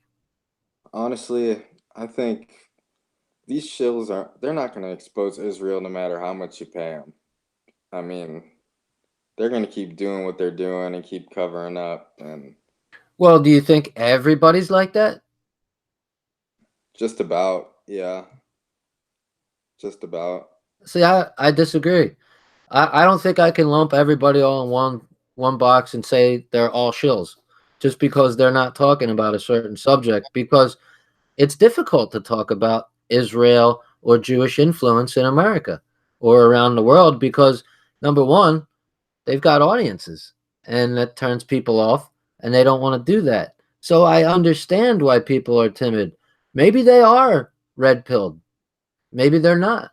Maybe they already know, but they're afraid to do it. Maybe they'd like to do it, but need a little kick in the ass. I think there are all different people who are in different positions. I wouldn't just say that they're all shills and they're never going to do it no matter what you pay them. And besides, I'm only losing $5 or $2. What do I care if he takes the money and runs? Good for you. Have a good time with the fucking $2. You know what I mean? I think it's worth a try. I mean, I think that some people are amenable to reason. And it depends on who you're talking about, right? There are some people, you're right, it probably would be a waste of time. But if we thought carefully about who to go for, you might come up with a list of probables. So I would want to know if GDL people would be willing to put a couple bucks where their mouth is. It's a couple bucks. It's a couple bucks. We would have to be really selective about who we do it, because I mean, if you look at the people that we've rated in the past, none of them would do that. Like Nick Fuentes, H.A. Goodman, Outlaw Morgan, like none of those guys none of them are gonna do anything on the USS Liberty. Well, maybe you need, like you said, maybe you need to be more selective. Yeah, I mean, I can honestly say I don't think any of the people that we've rated in the past would do that. You know that I don't know much about Outlaw Morgan. All I know is I saw that one video where this guy Gold something was dressed up as Handsome Truth. You remember that? No. And it was Outlaw Morgan, and he had this guy Gold Dust or something like that. He was all dressed up, decked out in a big fur, and he had the fake ass long hair on, and he was all trying to act like Handsome Truth. He was going, "What's up? drive home, guy, and all this shit. And so they were trying to parody him and make fun of him. But during that video, Outlaw Morgan was coming around actually in the video. He's like, I know there's some merit to some of these things. Like he understands that there are, dual citizens that work in our government. He understands that the money and banking elite tend to be overwhelmingly Jewish, disproportionately Jewish. And he sounded like that if it were approached in a different manner, he might. So I wouldn't just immediately throw babies out with the bathwater. I would feel people out first. And what is the cost of being wrong? If the guy doesn't make the video, he doesn't make the video. What's lost? Right? See, Outlaw Morgan, he knows what's up, and he only admitted it because Handsome Truth cornered him in that phone conversation. So he might be But amenable to reason. when we first got him, he was acting like he didn't even know what Zionism was. I Uh-huh. mean, it took Handsome Truth to corner him in a phone call for him to actually admit some of that stuff. And even then, he was like, "Look, homie, it's my show. I'm gonna do what I do, and you do what Uh-huh. you do, Now, and that's now it." look, But aside he's way too hard-headed. He's not gonna, and he already exposed himself by pretending he didn't know what Zionism was. That just shows right there that he's a snaky type of person. All right. Number one, I saw when he was talking about Handsome Truth, his drunken tirade. He's like, "Yeah, I'll fuck that nigga up. I'll fuck that nigga up." And then and then when a black guy rolled up asking for a cigarette, he was like, "Yeah, I'll fuck that motherfucker up. I'll Yeah, fuck that yeah. motherfucker up." Immediately changed his tune. Oh yeah, He he's wouldn't have dare fake. said he wouldn't have dare said nigga in front of a black guy Oh because he yeah, knows he's he'd but probably he's get stone fake, cold knocked man. the fuck out. Right? He's as So fake as if he you're can be. just as fake as you can be, so if you're gonna talk that way in front of one group and it's like what we were talking about before. Which way are you? Which is the real you? Now, aside from that, and that showed that he was a phony. Aside from that, could you blame a guy who's got a channel and is building up and he's getting, subscribers? Could you blame a guy like that for not wanting to touch a hot potato like the Jews or Israel? No, no, I can't blame him. Right. So maybe with a little love and a little understanding, say, well, listen, we'll let you slide with the N word thing this time. Right. But look, we'd like you to talk about just the facts and get your audience to know what happened, what is proposed, what were the proposed purposes of USS Liberty, and maybe you never know, man. What a guy! I would never give up on people because I know how hard-headed I was. I know where my mind was. I was in a spot where there was no doubt about me. If I went to prison, I'm Aryan Nation, and I know I'm solid as a rock. And my opinions changed over time. Facts broke me down. I'm the type of person that I find it hard to be disingenuous when I know something is true, but I act like it isn't. And that's what he is going through. I see the same thing. You know how you said he finally got broken down? And maybe he might be a bad guy, bad example. But I'm saying there are other people that are in this paradigm where you're in a situation where it is worse than evil to ever mention anything about Jewish influence or Israel and all that. And you just can't, especially if you know your audience would be the type of audience to not want that. So I understand that. And I give people maybe too much of a pass, but I understand why people are afraid to talk about it. And maybe if we could show some love and understanding and say, look, we understand if you don't, but we'd like to. Maybe with a little love and coaxing, as this thing builds, more and more people might start saying yes. I would say just give it a chance. Give it a chance. People might be like, is this the real GDL? Are they coming in here thumbing my shit up and giving me money? People will be all confused. They won't know what to think. It'll start a new paradigm where people will look at us differently, I would think. I think the people would look at the GDL as completely different if you had that type of attitude. And if they say no, God bless you. Go about your way. No problem. We understand. Cross them off the list. Move on to the next one. Maybe do one honey raid a week. That's all. And you think about it the whole week. Everybody puts up ideas of who they think would be susceptible to a honey raid. Start looking at people's content. Did they come close to talking about the Jewish problem? Did they come close to talking about Israel? What kind of audience do they have? And make a good judgment of someone who's more apt to go for that style. I think it'd be better than just going in and attacking people, you know? It's a clear, concise plan, you know. I don't know. Maybe I'm wrong. Maybe I'm completely wrong, but I think it's worth trying. It's worth at least talking about. Yeah, that would be better than the old method for sure. But I still think that the best method is the last type of raid we did, where we just ask kind of open-ended questions without, using the word Jew or, without making any, harsh accusations in our comments, just kind of provoking thought by asking questions like, who runs the banks or, Yep. who runs Hollywood and so on and so forth. I think that that's probably the best way to do it. Even though I don't think mass raids where we have a whole bunch of people in a chat are really that good of an idea, period. I think like Handsome Truth says, it'd be better if we just did stuff on our own, where we're not just ambushing someone's chat because that just makes them automatically not like us. Right. I agree. And ironically, knowing my history now, we went into about a week ago a guy's chat where it was all black people. And so I started throwing stuff out there, nice and with all due respect, prefacing things with all due respect and stuff like that. And sure enough, one of the mods came back at me. We were starting to have a back and forth, and we touched base. Here I am. Maybe my dream could come true, right? As Right. foolish as it fucking sounds. If there are only 0.01% of black people who will who will take me seriously, take me at my word, that's okay. Then that's more than what I have now. And we actually had a good little back and forth. It was interesting. So that made me Right. smile a little bit. Right. Yeah, I mean, you can have a lot of success on your own, and I know I have, you know, going into Mhm. chats and doing my thing, talking to people, you know. Yeah, I remember my whole story with black people too. It was years ago. There was this one black guy I started hanging out with casually, and I felt like I had to tell him my whole story of what I went through with black people for him to understand me.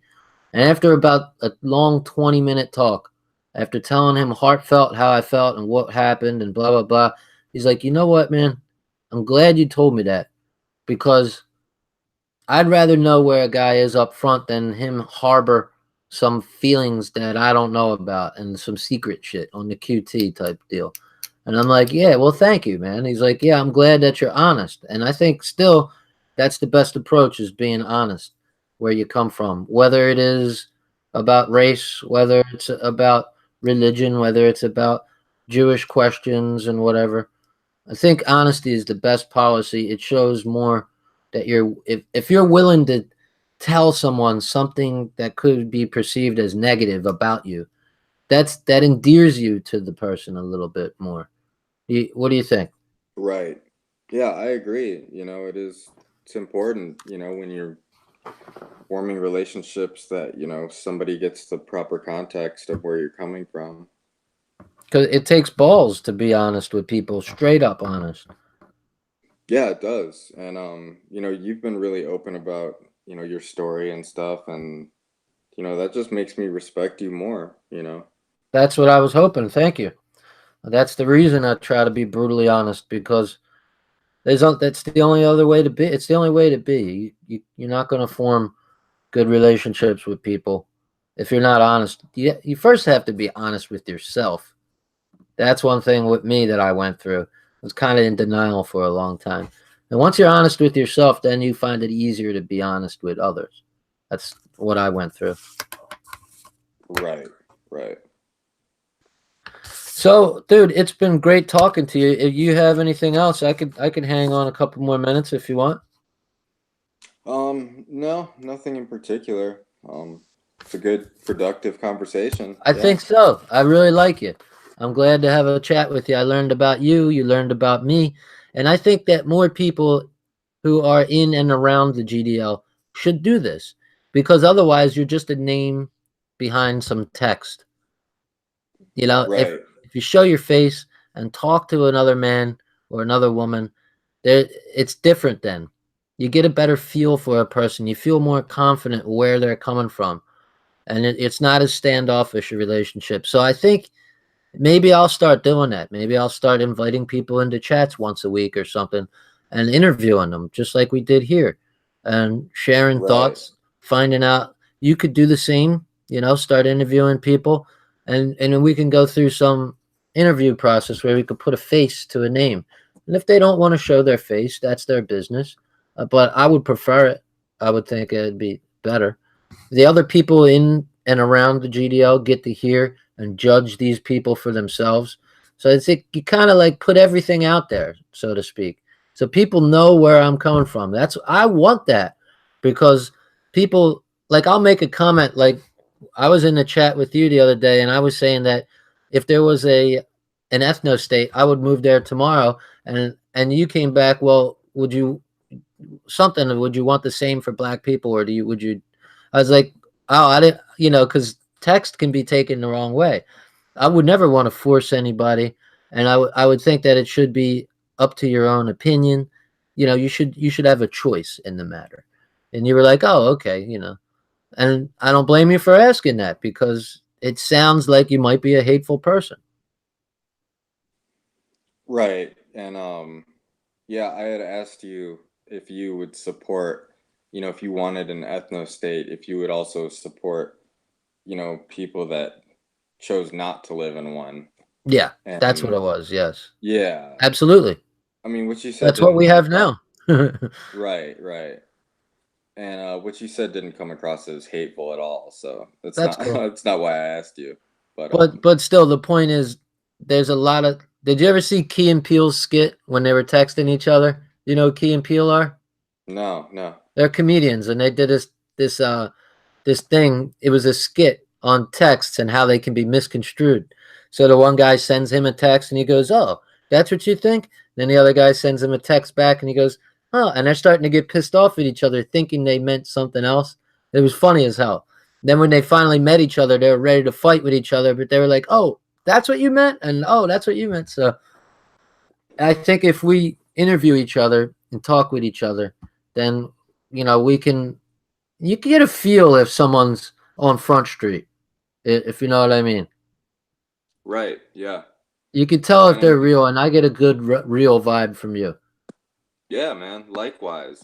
Cool. And speaking about the, reaching out and trying to interview people, I already can think of like five or six people that I would love to, see their face and talk to Me too. just by the things they say and the streams, They Yep. just seem like really interesting people.